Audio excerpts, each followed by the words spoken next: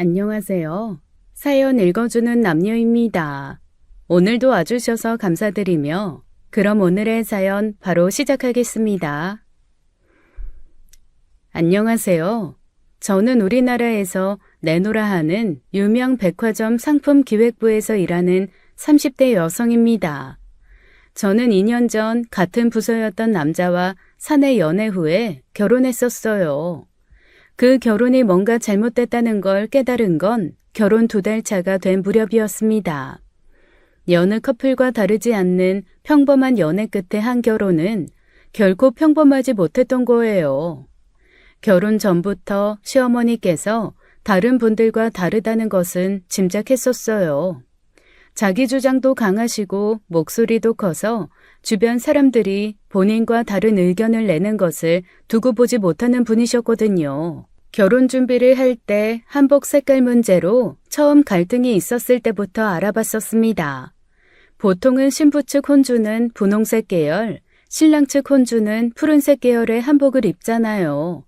그런데 시어머니께서는 곧 죽어도 붉은색이 가장 잘 받는다면서 붉은색 치마와 저고리를 고집하신 겁니다. 어차피 결혼식도 전통 다 무시하고 입맛에 따라 바꿔 하는 건데 한복 색깔이 뭐가 그렇게 중요해요? 물론 한복 색깔이 그렇게 중요하지 않을 수는 있지만 괜히 애들 결혼식에 혼주가 튀는 건 그다지 좋아 보이진 않을 것 같아서 그래요. 정 그러시면 저고리만 붉은 걸로 하시고 아래는 쥐색 계열로 하시는 게 어때요? 어차피 돈 주고 빌리는 건데 내가 입기 싫은 색깔 입을 필요 없잖아요. 사돈도 입고 싶은 거 입으세요. 그래. 사돈은 이렇게 쨍한 푸른색 계열이 더 잘 어울리는데 저 빨간색 입고 사돈 파란색 입으면 태극기 갖고 보기 좋겠네요. 사실 저도 굳이 한복 색깔에 의미를 둘 필요 없이 두 분 원하시는 대로 하셨으면 했어요.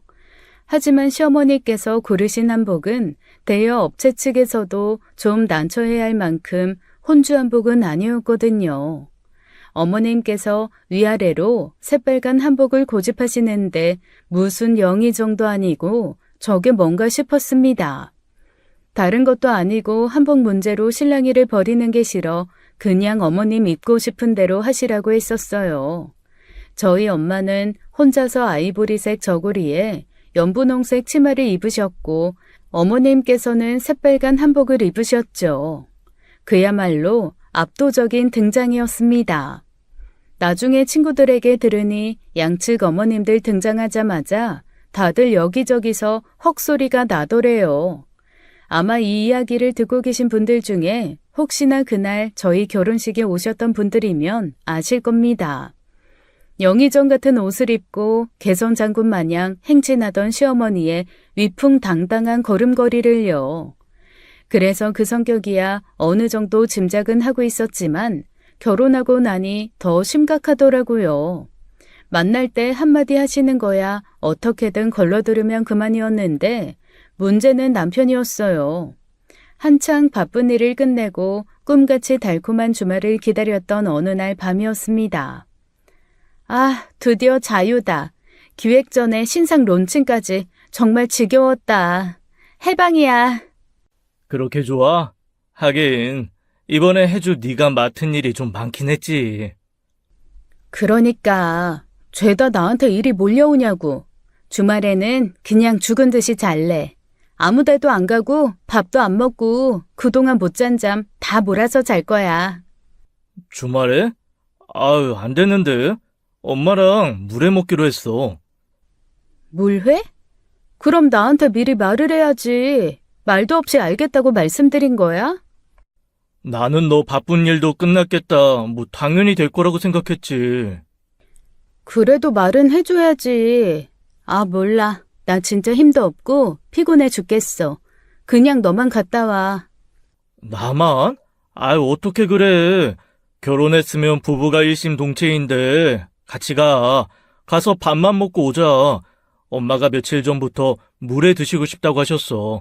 아이, 그냥 갔다 오는 게 좋을 것 같은데. 가면 밥만 먹고 와죠?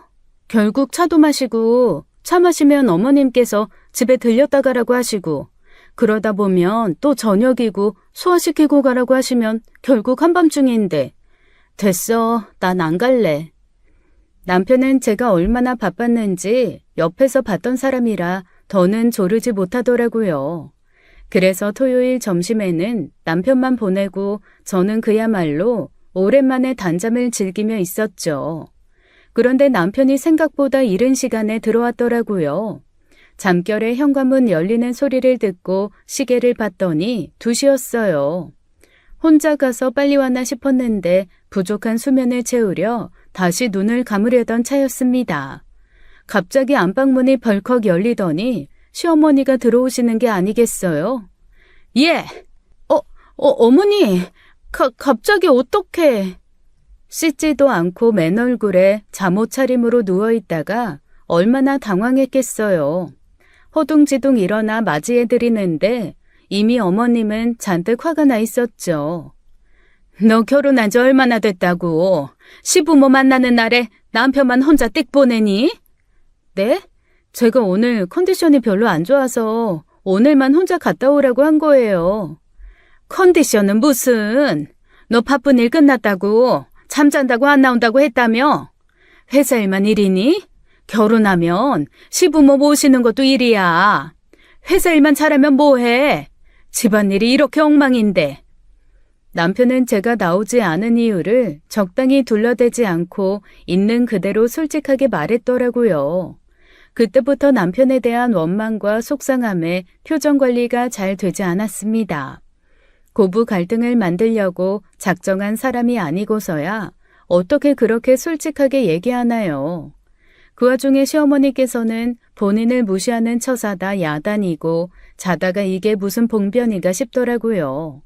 어머님께서는 한참 동안 귀 따가운 소리를 하시더니 한 번만 더 이런 일이 있으면 가만히 있지 않겠다는 엄포를 하시고서야 돌아가셨습니다. 어머님 가시는 거 보는 동안에도 속이 부글부글 끓는데 남편은 슬쩍 웃으며 그러더라고요. 거봐, 내가 가는 게 좋을 거라고 했잖아. 우리 엄마 성격에 가만히 있지 않으실 건데. 지금 장난해? 어? 왜 소리를 지르고 그래? 내가 일 때문에 피곤한 거 옆에서 다 지켜본 사람이 어머님한테 가서 그 일을 미주알 고주알 다 솔직하게 말씀드린 거야? 적당히 둘러댔으면 됐잖아. 같이 오려고 했는데 컨디션이 안 좋아서 힘들다더라. 다음에 함께 가자. 그러면 될 일이지. 잠잔다고 시부모 식사 약속에 안 나온다고 하면 어떤 시어머니가 좋다고 이해하겠어? 아니, 거짓말도 아니잖아. 그럼 거짓말을 하란 말이야? 거짓말이 무조건 나쁘니? 필요하면 해야지. 그리고 애초에 그거 나한테 얘기해서 잡은 약속도 아니잖아. 네 멋대로 어머님이랑 약속 잡아놓으면 나는 그냥 무조건 따라야 돼? 그래놓고 내가 어머님한테 15분을 넘게 잔소리를 듣는데도 가만히 앉아서 쳐다보기만 하고 뭐? 그러게 가는 게 좋을 거라고 했잖아? 진짜 어이가 없네. 왜 그렇게 화가 났는데? 엄마 말 틀린 것도 아니고 내가 거짓말한 것도 아닌데 왜 그렇게... 그러니까 나 위해서 거짓말 좀 해주면 안 됐던 거냐고. 내가 혼나니까 좋든? 네 마누라가 엄마 앞에서 쩔쩔매면서 혼나는 꼴이 보기 좋더냐고. 그건 아닌데... 미안. 나는 거기까지 생각을 못했어. 그냥 엄마가 하는 말도 틀린 게 아니니까 엄마가 그렇게 말하면 너도 나중에 같이 갈 거라고 생각해서. 진짜. 너 이거 진짜 최악의 행동이야. 회사 가서 동기들한테도 다 물어봐. 너가 거짓말 안 하고 솔직해서 잘한 짓인지. 나는 이걸 가르쳐줘야 한다는 것 자체가 이해가 안 된다. 연애 때도 그렇게 싸운 적이 없었습니다. 연애 때는 그런 눈치가 없는 사람인지도 몰랐어요. 생각해보니 그럴 만한 일이 없었고 연애 때는 집안일을 일체 꺼내지 않았거든요. 어쩌다 한번 무슨 일 때문에 집에 갔다 왔다 그 정도였어요. 그런데 그렇게 눈치 없이 중간 역할을 못할 줄은 몰랐죠. 문제는 그뿐만이 아니었습니다. 남편은 생각보다 자주 어머님께 많은 문제를 의지하고 있었더라고요. 다른 지점으로 가자. 저기 가봤는데 별로였어. 거기에서 냄새도 나고. 아, 진짜? 엄마가 여기 지점이 더 맛있다고 하던데. 어머님은 입맛에 맞으셨나 보지. 내 입맛은 별로였어. 10분만 더 가면 되니까 거기로 가자. 굳이? 아, 엄마가 여기 괜찮다고 했다니까. 내 말 못 들었어? 나는 가봤는데 별로였다고 했잖아. 그래서 가기 싫다고. 너 여기 가봤어? 가보고 하는 말이야? 아니, 나는 엄마가 여기 맛있다고 하니까. 그럼 너 혼자 먹고 와라. 더는 말을 섞을 가치를 못 느껴서 차에서 내려버렸습니다. 그러자 뒤늦게 따라와 저를 붙잡으면서 별것도 아닌 일로 왜 이렇게 예민하게 구냐고 하더라고요. 그 말에 더 열받아서 손을 뿌리치고 집으로 먼저 와버렸죠. 그런 일들이 그 뒤로 종종 있었던 거예요. 알고 보니 남편은 살아오면서 선택이 필요한 순간 늘 어머님 의견을 따랐던 겁니다. 대학도 어머님이 가라고 하는 곳으로, 회사도 많은 선택지 중 어머님이 원하신 곳으로 지원했던 거예요. 결혼은 어떻게 했나 했더니 제 스펙을 듣고는 허락해 주셔서 한 거였다고 하더라고요. 여러분 같으면 그 말 듣고 기분이 좋겠나요? 남편이 나를 사랑해서 나와 평생을 함께하고 싶어서 결혼한 게 아니라 엄마가 허락해서 했다는데 어떤 여자가 좋아하겠어요. 듣다 너무 기가 막히고 황당해서 제가 그랬습니다. 너 마마보이야? 어머님이 하라고 하시면 다 하고 좋다고 하면 다 좋은 거야? 뭐? 마마보이? 야, 너 말 다 했어? 나 그런 말 진짜 처음 들어. 무슨 말도 안 되는? 너 하는 짓이 딱 마마보이잖아. 솔직히 처음 듣는 것도 아니지? 어머님 없으면 스스로 결정도 못해? 그래서 결혼 상대까지 어머님 허락받고 했어? 진작 말해주지 그랬어. 그랬으면 난 절대 이 결혼 안 했을 텐데. 뭐? 아, 어쨌든 너랑 결혼했잖아. 그런데 어떻게 그런 말을 해? 됐다. 말을 말자. 너랑 말했다간 내 속만 뒤집히는 것 같아. 내가 남편을 얻은 건지 어머님 아들을 대신 데리고 사는 건지 모르겠다고. 그게 불과 결혼 2달 만의 일이었어요. 그때 저는 심각하게 이혼을 고려하고 있었습니다. 그대로라면 계속 결혼 생활을 지속하는 게 어렵다는 판단이 들었거든요. 독립된 가정의 일을 스스로 해결하지도 못하고 자꾸 부모를 끌어들여 배우자를 곤란하게 하는 사람 최악이잖아요. 혼자 고민 아닌 고민을 하다 친정 엄마에게 이야기를 꺼냈더니 엄마는 너무 섣부른 결정하지 말라더라고요. 원래 결혼하고 이맘때쯤 많이 싸워. 그런 일로 이혼하면 엄마랑 아빠는 진작 헤어졌겠다. 네 말 들으니까 희관이가 너무 안사돈한테 의지하는 구석이 없잖아 있는 것 같은데 일단 지켜보면서 조율을 해봐. 부부는 결혼한다고 다 부부가 되는 게 아니라 되어가는 과정이 중요해. 다른 사람하고는 곧 죽어도 안 맞춰지던 게 부부는 그게 맞아지거든. 결혼식을 올린 지 겨우 2달밖에 되지 않았고 엄마의 진심 어린 조언 덕분에 마음을 내려놓을 수 있었어요. 그런데 지내다 보니 시집의 문제는 그것뿐만이 아니었습니다. 바로 시아버지의 문제였죠. 시어머니의 입김이 너무 세다 보니 시아버지께서는 상대적으로 목소리가 약했어요. 약한 정도가 아니라 그 집의 누구도 시아버지 목소리는 들리지 않는 것처럼 행동하더라고요. 아버님, 뭐 드실래요? 육회 드실래요? 육회 좋지. 육회는 됐고 갈비살이랑 체크살 쪽으로만 일단 시켜라. 아버님 육회 좋아하시는데 육회 하나 시키면 좋죠. 아유, 됐다니까. 당신 육회 먹을 거야? 아니야, 아이, 됐어. 됐다잖아. 내가 시키는 대로 하기만 하면 될걸. 왜 자꾸 말을 2번, 3번 하게 만드니? 식당에 가서 아버님이 먹고 싶은 음식은 특별한 이유도 없이 무시당하기 일쑤였어요. 게다가 집에서도 식사 준비를 다 해놓고도 아버님은 부르지 않고 식사를 시작하는 경우도 많았고요. 아버님은? 아버님께 말씀드리고 같이 먹어야지. 나오겠지. 방에서 텔레비전 보시는 것 같은데 어떻게 알고 나오셔? 아버님, 아버님 식사하세요. 희관아, 게장 얼른 먹어. 네 아버지 나오기 전에. 맛있는 반찬은 아버님이 더 드실까 어머님께서는 남편이나 시누이에게 하나라도 더 챙겨 먹였죠. 그런 대접을 받고도 아버님은 별 내색도 못하시고 그냥 주면 주는 대로 받아 먹기만 하더라고요. 처음엔 티를 안 내다가 지내면 지낼수록 제가 익숙해져서 그런지 더 노골적으로 아버님을 무시했어요.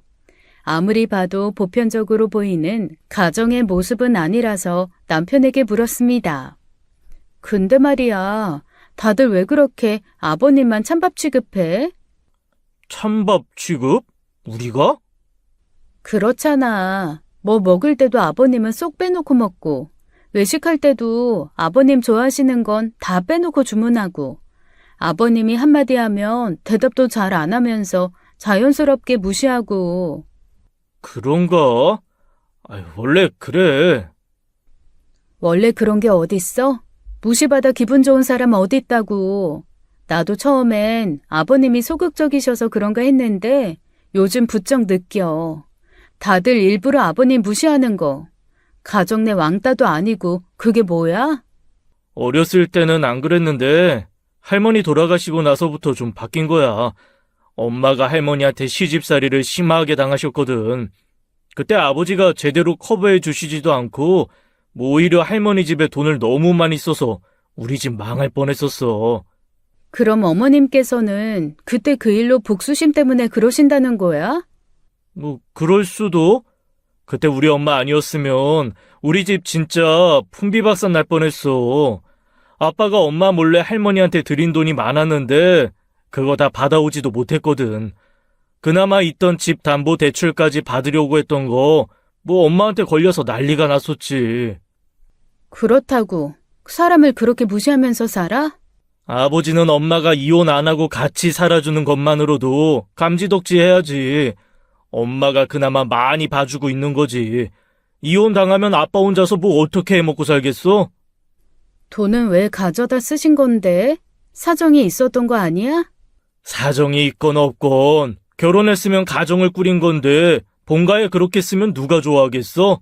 난 엄마 마음도 이해가 돼. 저는 그때 남편이 하는 말에 좀 어폐가 있다고 느꼈어요. 그렇게 따지면 시할머니 챙기느라 돈을 많이 쓴 아버님이나 어머님 말이 진리라고 생각해 어머님 의견을 맹신하는 남편이나 둘 다 똑같다는 생각이 들었거든요. 어쨌거나 시댁의 과거 일은 제가 끼어들 일은 아니라고 판단해 그냥 입 다물고 있었습니다. 제가 지켜봐오고 겪어온 아버님 성품으로는 막무가내로 그렇게 돈을 썼을 것 같진 않았어요. 어머님도 신우도 눈꽃만큼도 정이 안 가는 집안이었는데 아버님은 절 며느리라고 알게 모르게 챙겨주신 적도 많거든요. 제 눈엔 나쁘지 않은 분이 대놓고 자식들한텐 차별받고 무시받는 모습에 마음이 불편하기도 했습니다. 그래서 저라도 챙겨야겠다 싶어서 항상 제가 아버님을 챙겼어요. 식당에서 아버님 물잔만 비워놓으면 제가 아버님 물잔 챙겨드리고 아버님이 먹고 싶은 음식이 있는 것 같으면 제가 먹고 싶은 음식이라고 대신 시켜드리기도 하면서요. 그러면 아버님은 한 번씩 모아둔 돈으로 몰래 제게 용돈을 쥐어주시기도 했어요. 아버님, 이게 뭐예요? 너 필요한 거 사서 써라. 옷을 사 입든지. 아니에요. 뭘 이렇게나 많이. 저 돈 있어요. 네가 돈이 없어 보여주는 거 아니야. 그냥 고마워 그런다. 제가 뭘 했다고. 그러면 시아버님께서는 그저 제 어깨를 툭툭 두어 번 두드리고 들어가 버리셨어요. 뵐 때마다 참 안 되고 불쌍한 분이시다 그런 생각이 들더라고요. 그런데 우연한 기회에 아버님이 할머님 댁에 가져다 썼다는 돈이 장애가 있는 동생분을 위해 쓴 돈이라는 걸 알게 된 거예요. 작은 아버님께서는 어렸을 때 사고로 하반신 마비가 되셔서 아버님께서 돈을 벌어 지원을 했던 모양이더라고요. 그런데 결혼 후 작은 아버님께서 낙상사고로 아예 몸져 눕게 되면서 간병비도 많이 필요했답니다. 별 수 없이 모아둔 돈을 동생을 위해 쓴 건데 그걸로 어머님께서 시댁을 뒤집어 엎은 모양이었어요. 물론 어머님 마음은 어느 정도 이해는 되지만 그렇다고 아픈 동생 나몰라라 하면서 내 가정만 지킬 수도 없는 노릇이잖아요. 쓸데없이 도박이나 주식으로 돈을 날린 것도 아니고 동생 때문에 어쩔 수 없이 쓴 돈인데 그걸로 평생에 걸쳐 복수하듯 무시한다는 게 도무지 이해가 되지 않았습니다. 지금은 할머님도 작은 아버님도 돌아가시고 안 계세요. 그게 남편이 16살 때 일이었는데 그때부터 어머님께서 노골적으로 아버님을 무시하기 시작한 것이죠. 그러니 그걸 보고 자란 자식들도 똑같이 아버님을 무시하기 시작한 거예요. 평소에도 좀 너무하다 싶지만 한 번씩 정말 해도 너무한다 화가 날 때도 있었습니다. 추석에 시댁 식구들과 식사 약속을 잡아놓고 제가 급한 회사 업무 때문에 따로 움직인 날이었어요. 일을 해결하고 약속 장소로 나가보니 어머님과 남편 그리고 신혼부부는 한우를 구워 먹고 있더라고요. 그런데 아버님은 보이지 않아서 물었습니다. 아버님은? 아, 맞다. 엄마, 아버지는? 집에 있겠지. 아버님께는 말씀 안 드린 거예요? 아휴, 날도 더운데 그 양반이랑 내가 말까지 섞어야겠니? 됐고 가서 상추 좀 더 가져와라. 어머님, 아무리 그래도 그렇지 추석이잖아요. 가족들 다 같이 모여서 밥 먹는 자리에 아버님만 쏙 빼놓다뇨. 여기 안 오면 뭐 굶는 것도 아니고 집에 먹을 거 천지인데 배고프면 알아서 차려 먹겠지. 넌 무슨 네 시애비가 7살짜리 앤 줄 아니? 그래, 혜주야. 뭐 아빠는 알아서 먹을 거니까 신경 쓰지 말고 너도 얼른 먹어. 여보, 여기 꽃등심 되게 부드럽지 않아? 어머님, 아버님 모시고 또 올까? 저는 그때 아버님은 아랑곳하지 않고 자기 입에 구운 고기 우겨넣기 바쁜 사람들을 보면서 정내미가 떨어졌습니다. 그래서 그 자리에서 박차고 나와버렸어요. 식육식당이라 나오는 길에 가장 좋은 고기 사가지고 시댁으로 갔죠. 갔더니 아버님께서 혼자 거실에서 텔레비전을 보고 계시더라고요. 아버님, 뭐 하세요? 식사하셨어요? 생각이 없어서. 아, 근데 어쩐 일이야? 밥 먹으러 안 갔어? 아버님, 알고 계셨어요? 명절이라 그런지 사람들이 너무 많이 나왔더라고요. 식당에 갔더니 너무 사람도 많고 정신없어서 전 그냥 나왔어요. 대신 고기 사왔는데 제가 식사 차려드릴게요. 잠시만 기다리세요. 저는 됐다는 아버님의 만류에도 바쁘게 고기를 굽고 밥을 해 냉장고에 있던 반찬과 함께 내어드렸습니다. 이 집 고기가 부드럽고 참 맛있대요. 드셔보세요. 고맙다. 아버님 쪽으로 구운 고기 접시를 밀어드리자 아버님께서는 말없이 고기를 집어 드시더라고요. 그리고 고개를 푹 숙이고 조용히 고기만 씹으시는데 저는 순간 너무 놀랐습니다. 아버님께서 황급히 눈물을 훔치시는 거예요. 아는 체 하면 민망해 하실까봐 아무렇지 않게 바쁘게 입만 놀렸습니다. 아휴, 명절인데 회사에서 일 시키는 거 있죠? 저 진짜 워커홀릭으로 일하는 거 정말 좋아하지만 가끔 보면 진짜 너무한다 싶어요. 아니, 적어도 명절은 좀 봐줘야 하는 거 아니에요? 급한 일이라고 해서 가보면 또 그렇게 급하게 처리할 일도 아니에요. 그러면 얼마나 약이 오르게요. 내년 설에도 또 명절에 일 시키면 일 그만둘까 봐요. 그렇게 실없는 이야기를 하는 동안 아버님께서는 밥 한 공기를 금방 비우셨습니다. 제가 치우려고 하자 아버님께서 됐다시며 본인이 설거지하겠다고 하시더라고요. 그래야 아버님 마음이 편하실 것 같아서 모른 척하며 물러났죠. 아버님께서 설거지 해주시는 거예요? 아싸, 감사합니다. 저야 완전 땡큐죠. 그럼 아버님 제가 감이라도 깎아드릴까요? 아니면 커피 드실래요? 됐다. 잘 먹었으니 이제 그만 가봐라. 다들 올 텐데. 아, 저는 상관없는데. 얼른 가서 쉬워. 일도 하고 왔다면서. 아버님께서는 차라도 한 잔 더 하자는 저를 만류하시며 기어이 내보내셨어요. 남편은 제가 집으로 돌아오고 나서도 한참 후에야 들어왔습니다. 제가 그렇게 나갔는데도 연락 한 번 없더니 들어와서도 자기가 화난 것처럼 물건을 집어 던지듯 놓더라고요. 지금 뭐해? 네가 화낼 일이야? 그럼 내가 뭘 어떻게 해야 돼? 내가 널 이해해야 해? 너 그렇게 나가서 아빠랑 밥 먹었지? 집에 갔더니 그 식육식당 봉지 있던데? 다들 아버님만 쏙 빼고 한우 먹는 게 너무 약올라서 내가 아버님 챙겨드렸어. 왜? 추석인데 아버님 혼자만 두고 그러고 싶어?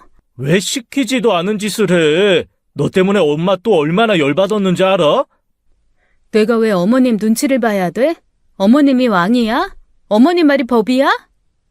우리 집에는 우리 집만의 질서가 있는 거야. 그 질서를 바로잡는 게 엄마고 왜 불필요한 행동을 해서 분란을 만드냔 말이야.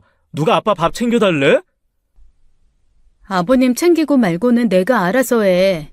나는 유치하고 치사하게 다 큰 어른들이 가족 하나 왕따 시키겠다고 작정한 사람들 틈에 끼어있고 싶지 않아. 야, 윤혜주, 너 이거 선 넘는 거야? 내가 니네 집 일에 함부로 끼어든 적 있어? 우리 집에서는 유치하게 가족 왕따 시키면서 안 괴롭히거든. 툭 까놓고 말 좀 해보자. 나도 네 집안일이라고 생각해서 깊이 관여하진 않으려고 했는데 난 도무지 그 이유로 아버님이 지금까지 그렇게 무시받고 사는 게 이해가 안 돼. 아버님도 어쩔 수 없던 거잖아. 막말로 만약에 아가씨한테 그런 일이 생겼다고 쳐봐. 너 그냥 모른 체 할 거야? 내가 아가씨한테 돈 쓰지 말라고 한 푼이라도 쓰면 가만 안 있겠다고 하면 독립된 가정을 이뤘으니 안 쓸 거야? 어차피 나는 안 써도 엄마한테 돈 있어서 괜찮아. 만약을 이야기하는 거잖아, 만약을. 왜 있지도 않은 일을 가정에서 사람 머리 아프게 해? 희정이는 절대 그런 일이 없겠지만 아버지는 이미 벌어진 일로 진짜 우리 가족을 힘들게 했다니까. 말을 말아. 내가 너랑 무슨 말을 하겠니? 너 그런 식으로 말하지 마. 너가 먼저 말도 안 되는 가정을 해놓고 왜 내가 말이 안 통한다는 식으로 대꾸해? 희관아, 그래도 너한테는 똑같은 부모님이잖아. 어머님 고생하신 것도 알겠어. 하지만 아버님도 고생 많이 하셨잖아. 너도 결혼했는데 아버님 상황도 좀 이해해 줄 수 있지 않아? 내가 보기엔 아버님이나 너나 크게 다를 것도 없어. 너도 결국 독립된 가정 이뤄놓고 어머님이 먼저잖아. 안 그래? 누가 먼저래?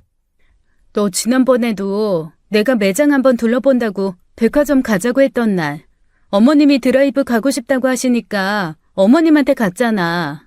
그건 인생에 있어 대단한 선택이 필요한 문제가 아니잖아. 백화점이야 너 혼자 가도 되지만 엄마는 운전 못 하시니까 드라이브 내가 시켜드린 거고. 그래, 앞으로도 그렇게 결혼한 와이프 나 몰라라 하고 어머님이 부르면 오래 키우던 바둑이처럼 쫄래쫄래 나가라. 뭐? 바둑이처럼 쫄래쫄래? 너 진짜 말 다 했어? 야 어디가? 야 윤혜주 문 안 열어? 어느 순간부터 남편과 이야기하다 보면 가슴팍이 콱 막힌 듯 답답해지더라고요. 도무지 제가 원하는 방향으로는 대화가 통하지 않았어요. 일부러 저러나 싶기도 하고 가끔은 지능에 문제가 있나 싶기도 했죠. 저는 그때 우리 부부 사이에 끝이 보이기 시작했던 것 같아요. 우리도 머지 않았구나 그렇게 마음을 비우고 대하기 시작하니 분노보다는 체념이 더 앞서더라고요. 어차피 말해봤자 변하는 게 없을 텐데 무슨 대화를 하겠어요. 그러다 조용히 협의 이혼이나 하겠거니 했었습니다. 그때까지만 해도 상상도 못할 일로 소송까지 하게 될 줄은 몰랐죠. 남편과의 부부 갈등이 더 심해지는 건 온전히 남편의 문제였습니다. 부부 갈등이 생길 때마다 위주할 고주할 시어머니를 찾아 전부 일러 바쳤거든요. 몇 번 전화로 아무리 신혼이라지만 적당히 싸우라고 하시더니 심하게 싸운 날에는 찾아오시기까지 했죠. 너 듣자 하니 희관이한테 너무한 거 아니니? 제가요? 너무한 건 희관이죠. 저희 부부예요. 부부끼리 의논해야 할 문제를 자꾸 어머님과 먼저 의논하고 결정해 오는데 제가 화가 안 나게 생겼어요? 너 아무리 시대가 달라졌어도 그렇지. 남편한테 하고 싶은 말 다 하고 사는 거 아니다. 결혼했으면 그래도 남편인데 존중하고 배려를 해야지. 마음에 안 드는 행동 좀 했다고 할 말 못할 말 구분도 못하고 애면박을 줘? 어머님이 그렇게 말씀하시니 좀 우습네요. 우스워? 너 지금 말 다 했니? 그렇잖아요. 어머님께서도 아버님께 할 말 다 하고 하시면서 존중도 안 해주시면서 왜 저보고는 희관이 존중하라고 하세요? 그거야. 이 문제랑은 애초에 문제가 다르잖아. 그 양반은 제가 보기엔 똑같아요. 제가 희관이랑 존중하며 살길 바라시면 어머님께서 본보기가 좀 되어주세요. 오랫동안 하고 싶었던 말을 하자 속이 다 후련하더라고요. 어머님은 생각지도 못하게 허를 찔렸다는 듯 시뻘개진 얼굴로 씩씩댔죠. 그때부터 사실상 전쟁이 시작된 거예요.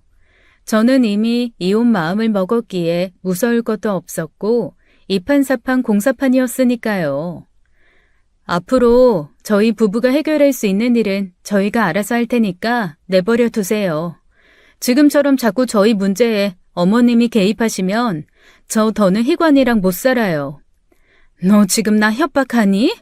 이혼한다고 하면 내가 못 시킬 줄 알고? 마음대로 하세요. 이 결혼 생활에 미련도 없으니까. 너 진짜 아주 막 나가는구나. 시어머니께서는 정말 이혼이라도 시킬 것처럼 으름장을 놓았지만 저는 눈 하나 깜짝하지 않았어요. 그런데 예기치 못하게 남편이 못하겠다고 한 겁니다. 솔직히 저는 시어머니가 하라고 하면 남편도 한다고 할 줄 알았거든요.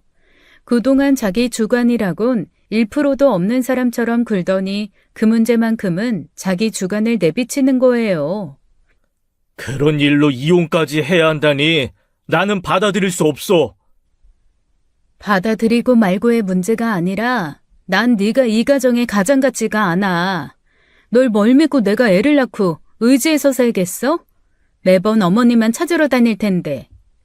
그건 내가 조금씩 고쳐볼게. 나도 어쩔 수가 없어서 그래. 지금까지 살면서 내 문제는 항상 엄마가 해결해줬고 그때마다 좋은 결과가 나와서 엄마 결정에 따를 수밖에 없게 된 거란 말이야. 그게 문제라는 거야. 성인이면 자기가 스스로 한 선택을 두려워하지 않고 책임질 줄 알아야지. 그래서 후회하지 않으려고 이번에 엄마 말 안 듣는 거잖아. 내가 더 노력할게. 부족한 거 알아. 마음에 안 드는 거 투성인 것도 알고. 근데 아무 노력도 없이 이혼하는 건 싫어. 남편답지 않은 확고한 태도에 결국 이혼 이야기는 잠시 접어두었습니다. 하지만 그때도 전 그게 시간 문제일 뿐 결국 우리의 끝은 정해져 있다고 생각했어요. 이미 남편에 대한 신뢰가 다 사라진 것이죠.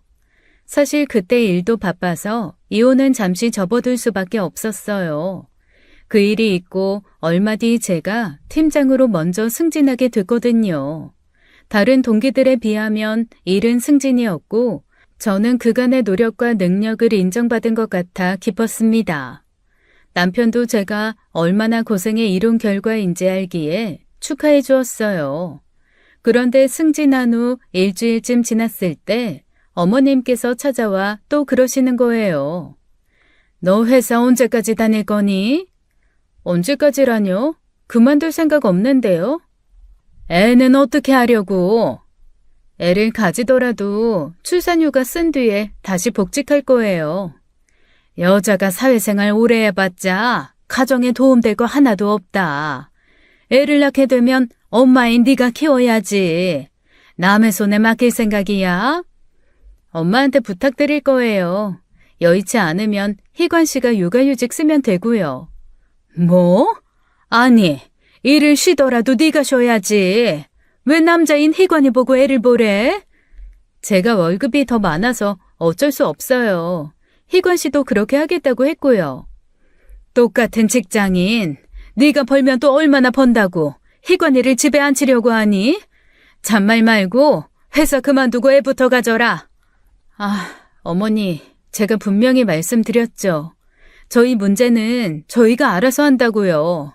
아이 갖는 문제도, 일 그만두고 아이 키우는 문제도 전부 저희가 상황 고려해서 결정해요.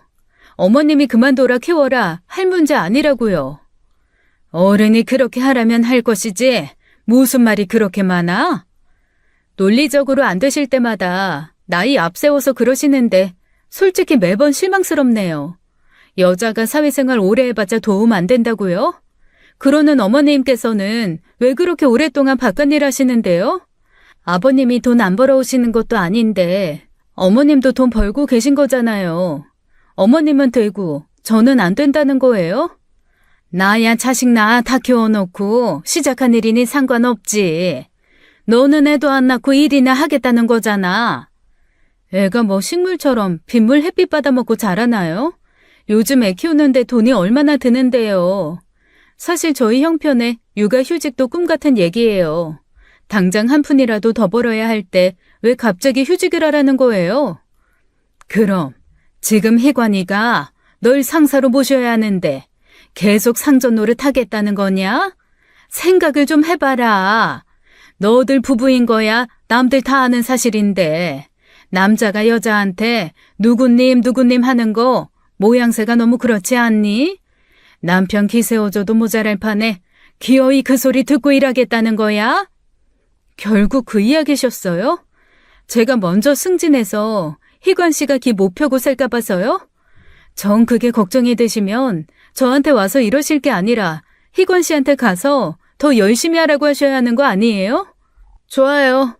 어머님이 그렇게 원하시면 제가 그만둘게요. 그 대신 저희 집 대출금 다 갚아주세요. 뭐야? 내가 돈이 어디 있어서 수억하는 대출금을 갚어? 끝이 아니에요. 제가 애 낳고 살림하면 제가 지금 회사에서 버는 만큼 주세요. 그래야 제가 회사를 그만둘 수 있어요. 그러실 수 있으세요? 없으시잖아요. 어머님은 왜 맨날 대책도 없이 그렇게 우기기만 하세요? 도움이 되는 말씀을 해주셔야 제가 어머님 말씀을 듣죠. 어머님께는 그럴 능력이 없었어요. 그러니 제가 그렇게 이야기했을 때 그렇게 계산적으로 굴어 정 떨어진다는 소리나 하고 가셨겠죠. 남편에게도 똑같이 물었습니다. 어머님 말대로 저 상사로 모시기 싫어서 일 그만두길 바라냐고요. 그랬더니 남편이 우물쭈물하며 제대로 대답을 못하더라고요. 하지만 남편도 누구보다도 잘 알고 있었습니다. 아이 문제가 생기면 결국 맞벌이가 더 필요하다는 사실을요. 자기 벌이로는 감당하기 힘들고 저처럼 앞으로 승진할 거란 보장도 없었거든요. 결국 자기가 어머님께 잘 말씀드린다고 대신 사과하더라고요. 남편은 사과할 일이라고 생각했겠지만 저는 사과 받을 생각도 없었습니다. 남편과 이혼을 염두하고 있는 마당에 애를 갖는 건 애초에 상상도 안 했으니까요. 그러니 승진 문제는 제쳐놓고 아이를 위해서라도 일을 그만두라는 어머님 말씀은 절대 받아들일 수가 없었죠. 그러던 어느 날이었습니다. 남편보다 일찍 이부자리에 들어 잠이 들려고 하는데 남편이 다가와 몸에 손을 대더라고요. 하지마, 피곤해. 우리 요즘 좀 뜸했잖아. 싫다는데도 남편은 은근슬쩍 제 옷 속으로 손을 넣었죠. 그런데 남편이 갑자기 그러는 거예요. 근데 역시 애를 갖는 게 좋을 것 같아. 아이 문제는 일단 내년에 다시 생각해보기로 했잖아. 아이, 그게 아니라 가슴 말이야. 애 가지면 가슴이 더 커진다잖아. 지금보다 이만큼 더 커지려나? 뭐? 지금 내 가슴 작다고 애가 짜는 거야? 그게 아니라, 그냥 뭐 겸사겸사. 우리 엄마도 그랬거든. 지금 엄마 가슴이 딱 이만한데, 원래는 더 작았대. 우리 가지고 나서 젖 먹이고 그러니까 커지더니, 나이 드니까 더 커진 것 같기도 하고, 우리 엄마가 이상한 건가? 너 지금 무슨 말을 하는 거야? 미쳤어? 지금 내 가슴이랑 어머님 가슴 비교하고 있는 거야? 그게 아니라, 화내라고 한 말은 아닌데. 남편이 너무 경멸스럽더라고요. 전 여자친구처럼 다른 여자와 비교를 해도 열받을 판에 시어머니와 가슴 크기를 비교하는 남편이 어딨나요? 남편 손을 세차게 뿌리치고 기분이 나빠 안방에서 나와버렸습니다.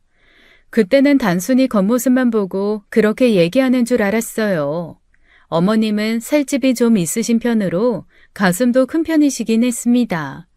그에 비해 저는 전체적으로 마르기도 하고 원래 가슴도 없었거든요.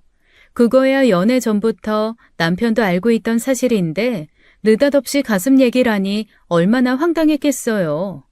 그런데 며칠 후 남편이 시어머니와 저를 두고 가슴을 비교한 게 그냥 하는 소리가 아니라는 걸 알게 된 거예요. 시어머니께서 다 같이 저녁 식사를 하자고 하신 날인데 제가 야근 때문에 늦어진 날이었습니다. 늦게라도 들르겠다고 해서 시댁에 들렀더니 거실에 남편과 어머님이 텔레비전을 보고 있더라고요. 그런데 그 모양새를 보고 제가 얼마나 놀랐는지 몰라요. 남편이 어머님께 기대고 앉아 어머님 상의에 손을 넣고 있었거든요. 딱 봐도 손은 쉬지 않고 움직이고 있었고요. 너무 기가 막히고 놀라서 입을 떡 벌리고 있다가 겨우 물었죠. 너 지금 뭐해? 왔어? 남편도 민망한지 순간 어머님 옷 속에서 손을 빼더군요. 그러면서 한다는 말이 더 가관이었어요. 가끔 이렇게 있다 보면 어렸을 때 버릇이 나오네. 어렸을 때 버릇이라니? 그런 버릇도 있어? 아들이 지 엄마 가슴 좀 주무른다는데 그게 뭔 대수라고 또 큰 소리야? 늦게 왔으면 조용히 들어와서 미안한 신용이라도 할 것이지. 대수죠. 아니, 대여섯 살 먹은 애도 안 하는 짓을 40이 다 돼가는 사람이 하는데 그럼 그게 안 이상해요? 이상할 게 뭐가 있는데? 길 가는 여자 가슴 주무른 것도 아니고 지 엄마 가슴 좀 주무른 게. 하기사, 지 마누라 뭐 만질 게 있었으면 지 엄마 가슴 찾았겠냐마는. 뭐라고요? 어머니! 저는 그 순간 너무 수치심이 들었습니다. 제 가슴을 훑어보는 그 시선도 너무 싫었고요. 남편은 민망한지 어색하게 웃기만 하고 시어머니는 죽일 듯이 절 노려보는데 제 머리가 다 이상해지는 것 같더라고요. 세상에 다 큰 성인인 아들이 그렇게 아무렇지 않게 자기 엄마 가슴을 만지고 있기도 하나요? 분명 남편과 시어머니의 모습이 보편적이지 않은데 저를 이상하게 쳐다보니 너무 혼란스러웠습니다. 그런데 그때 마침 화장실에서 나오던 신우가 저희 대화를 듣더니 두 사람을 거드는 거예요. 언니, 별것도 아닌 거 가지고 오바 좀 하지 말아요. 저 두 사람 원래 그랬는데 몰랐어요? 부모 자식 간인데 뭐 어때요? 애기 때 다 만지고 엄마 젖 먹고 자랐는데. 아가씨, 그래도 그건 아니죠. 그거야 어릴 때잖아요. 지금은 엄연히 성인이 됐는데 원래 그래왔으니 괜찮다 이건가요? 가족이잖아요. 가족끼리 그게 뭐가 이상하다고 벌레 보듯 봐요? 가족이면 그래도 돼요? 아버님도 아가씨 가슴 막 만지고 그래요? 무슨 말을 하는 거예요? 거봐요, 이상하잖아요. 그 경우랑 이 경우가 다른 게 뭔데요?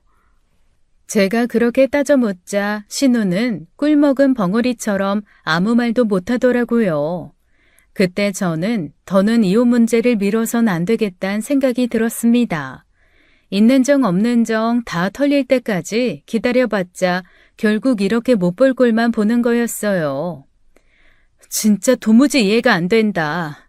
어머님도 너도 정말 눈곱만큼도 이해가 안 돼.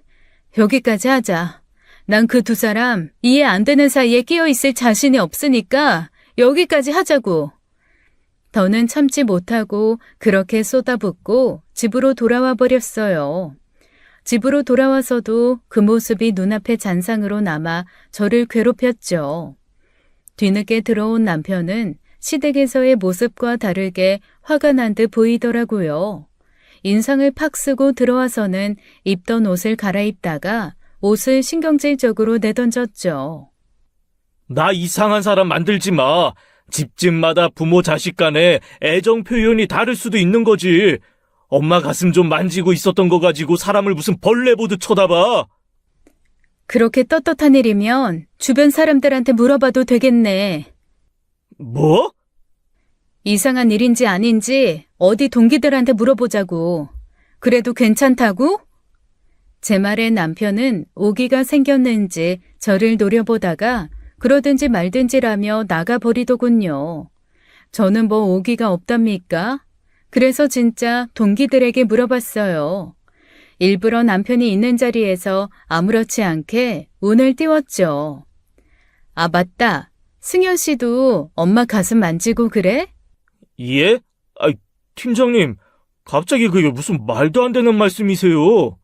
팀장님, 저 방금 너무 놀라서 소름 돋을 뻔했어요. 그래? 그게 그렇게 이상한 일이야? 희관 씨는 그게 보통 모자 간의 애정 표현이라던데. 그렇게 말하며 남편을 바라보자 남편은 금세 얼굴을 붉히며 저를 노려보더군요. 순간 남편을 바라보는 동기들의 표정이 무척 어색해졌어요. 그 후 회사에서는 남편에 대한 이상한 소문이 퍼졌습니다. 저는 때맞춰 이혼을 생각 중이라는 말도 흘렸고요. 삽시간에 소문은 와전되어 걷잡을 수 없이 번졌죠. 은근슬쩍 제게 다가와 소문의 진위를 묻는 직원들에게는 특별히 더 얹은 말도 없어요. 그저 의문스럽게 몇 번 쓴웃음을 지었을 뿐이었거든요. 그러자 남편이 제게 와서 그러는 거예요. 기어이 날 이겨 먹어야겠어? 이게 그렇게까지 문제 키울 일이야? 그냥 좀 넘어가 주지. 내 자존심 이렇게까지 건드려야겠어? 그만해. 나도 지쳤어. 이혼하면 더는 너 자존심 건드릴 일도 없겠지. 너도 알잖아. 우리가 왜 그동안 평범한 부부처럼 살 수 없었는지. 그건 내가 노력하겠다고 했잖아. 이미 다 끝난 이야기 아니었어? 그 꼴을 보고도 내가 너를 믿으라고? 지나가던 개를 믿지. 설사 네가 어렸을 때부터 친근감 있게 해오던 행동이라고 할지라도 내가 이상하게 생각한다는 걸 알았을 때 바로 고치겠다고 했었어야 해. 근데 오히려 날 이상하게 만든 건 너라고. 그렇게 문제가 생길 때마다 어머님과 한편이 돼서 날 몰아세우는데 노력? 대체 네가 한 노력이 뭔데? 난 할 수 있을 만큼 했어. 이혼? 절대 못해. 지금 이혼하면 나만 이상해지는 거야. 그 소문이 사실이라고 생각할 거라고. 뭐, 어머님과 이상한 관계 때문에 이혼한다는 거? 당장 정정해. 사실이 아니라고 정정하라고. 내가 잘못된 소문을 흘린 것도 아닌데 뭘 정정해? 네가 어머님 가슴 만지고 산다. 이혼 고민 중이다. 내 입에서 나온 건 뭐 하나 정정할 게 없는 사실인데 나보고 뭘 어쩌라고. 이혼 못 해주겠으면 어쩔 수 없지. 소송할 거야. 너희 진짜? 저도 이런 문제로 소송까지 끌어 이혼하게 될 줄 누가 알았겠나요. 이런저런 이유로 미루지 말고 진작 해결했었어야 하는 문제인데 어떻게 보면 저도 자업자득인 것입니다. 그렇게 자책하며 변호사 상담하던 어느 날이었어요. 회사로 시아버님께서 찾아온 것입니다. 다른 사람은 몰라도 아버님께는 이런 모습 보이는 게 너무 죄송했어요. 근처 카페로 가서 마주보고 앉아 아무 말도 못하고 있는데 아버님께서 늘 메고 다니던 낡은 가방에서 봉투 하나를 주시더군요. 이게 뭐예요? 가져가라.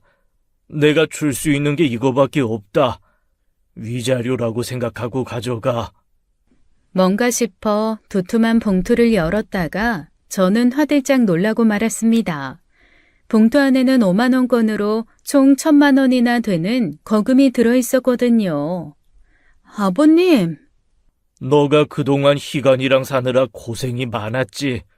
희간이 그건 몸만 컸지. 정신머리는 어렸을 때랑 다르지 않아. 제 엄마가 그렇게 휘둘러 키워 그런지 다 큰 놈이 세상이 지 엄마 위주로 돌아간다고 믿고 있지. 2번 다시 기회 주지 말고 이참에 헤어져라. 헤어져서 더 좋은 사람 만나. 아버님, 언제까지 그렇게 사실 거예요? 아버님께서도 달라지셔야 돼요. 어쩔 수 없는 가족 일 때문에 언제까지 그 사람들한테 죄인처럼 그러고 살 거예요. 차라리 혼자 살면 혼자 살았지. 그런 수모 당하면서 살지 마세요. 실은 나도 고민 중이야. 근데 내가 그래도 될지. 왜 안 돼요? 아버님 하실 만큼 했어요. 누구도 비난할 수 없다고요. 그때 아버님은 제게 쓴웃음을 지어 보이셨습니다. 솔직히 아버님이 이제와 이혼하실 거란 생각은 못했어요. 그러기엔 너무 많은 시간이 흘러버렸잖아요. 용기도 때가 있다고 생각했었는데 아버님께서 큰 용기를 내신 모양이더라고요. 며칠 후 난리가 났다는 동료의 말에 무슨 일인가 싶어 나가보니 회사 로비에 어머님께서 찾아와 난동을 부리고 있더라고요. 윤혜주! 당장 나오라고 해! 야! 윤혜주! 아들 이혼당하고 평생을 죄인처럼 당해주던 남편한테 본인도 이혼당하게 됐으니 제정신이 아닐 만도 했어요. 저를 찾아와 저를 개망신 주려고 작심했겠지만 실상 망신당하는 쪽은 제가 아니라 남편이었죠.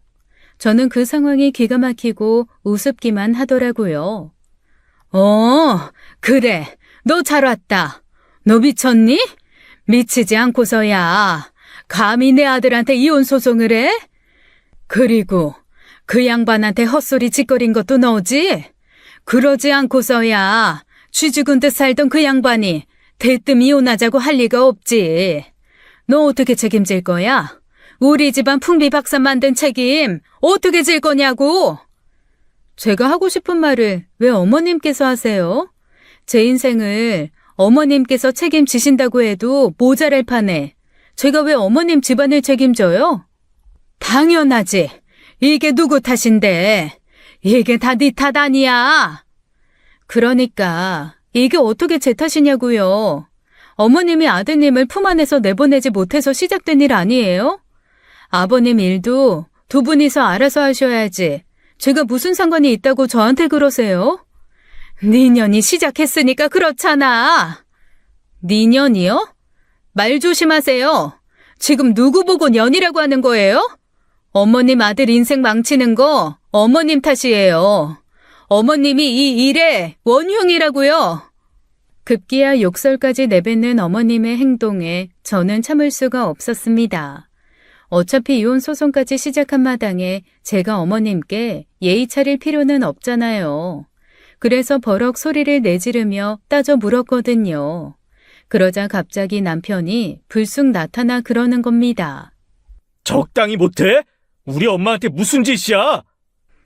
남편이 우리 엄마라며 시어머니 편을 들고 나서자 갑자기 주변에서 구경하던 회사 사람들이 술렁이기 시작했습니다. 지금 생각해보면 확실히 지능 문제가 아니었나 싶어요. 그 상황에서 우리 엄마라며 어머님 편 들면 자기한테 좋을 게 뭐가 있겠어요. 안 그래도 회사에 안 좋은 소문이 파다하고 좋게 봐줘야 마마보이로 끝날 일인데요. 헐, 대박. 우리 엄마래. 지금 이게 윤 팀장님이 잘못한 거라고? 엄마 쭈쭈 더 먹고 와야 할 사람이 회사에 다 나오네. 남편의 얼굴은 금세 새빨개졌고 여기저기서 저러니 이혼을 당할 수밖에 없다. 소문이 사실인가 보다라는 말이 흘러나왔습니다. 결국 남편은 시어머니를 데리고 회사 밖으로 나가버렸어요. 그야말로 소문의 쐐기를 받고 완벽한 백기를 든 행동을 보여준 것이죠. 그 다음날 남편은 바로 연차와 병가를 연달아 쓰며 회사를 빠지기 시작했습니다. 이미 시어머니 문제로 이혼한다는 사실이 기정사실로 됐고 결국 사직서를 쓰더군요. 하지만 저의 온전한 승리라고 할 수도 없었어요. 결국 그 소문의 중심에는 저도 함께 있었으니까요. 엄마도 굳이 그렇게까지 제 얼굴에 먹칠을 해가며 이혼했어야 하냐고 아쉬워했지만 하지만 그렇게 하지 않으면 이혼 소송 기간이 더 길어졌을 거예요. 게다가 원치 않게도 회사에서 매일같이 전 남편을 만났어야 할 테고요. 제 얼굴에 먹칠 한번 시원하게 해준 덕분에 그 회사의 승리자로 남아있을 수 있는 겁니다.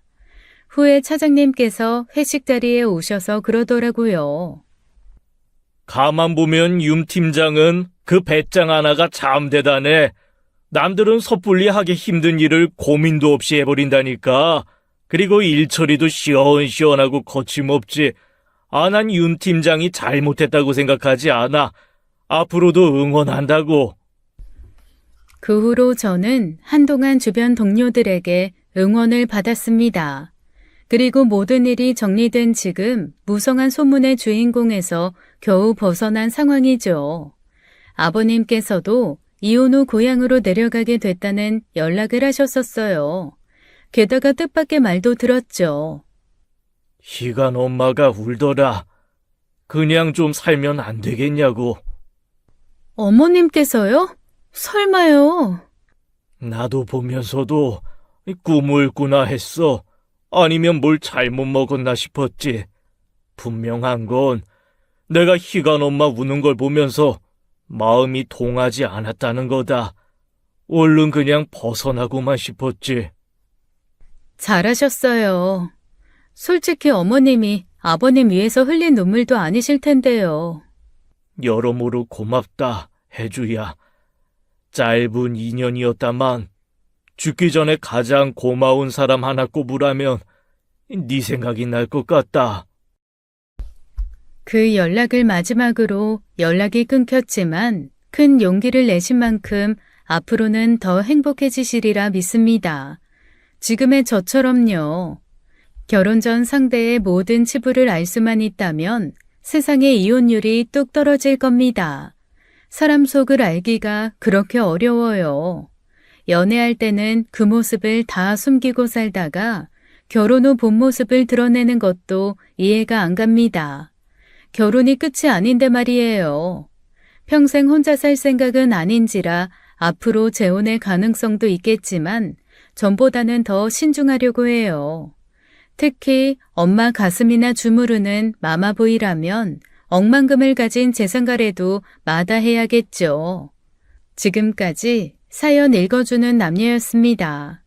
끝까지 시청해주신 여러분 감사드리며 저희는 다음 사연으로 돌아올게요.